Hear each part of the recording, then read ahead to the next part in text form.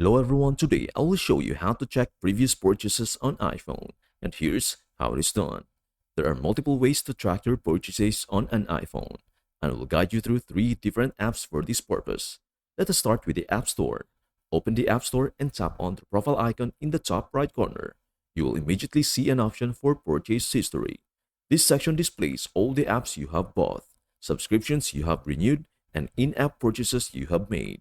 You can filter or search for specific purchases within this list, making it easy to find what you are looking for. Another place to check is the Apple Store app. Open it and again tap on your profile icon in the top right. Here, you'll find an orders section. Tapping on this will show you any recent orders that haven't been delivered yet or have just been delivered.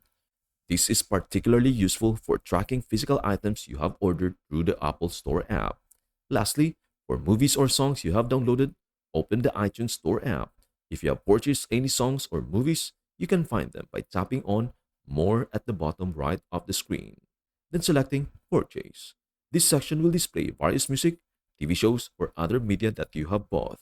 These purchases typically come with unlimited access, meaning you can watch or listen to them repeatedly without needing to rent them again.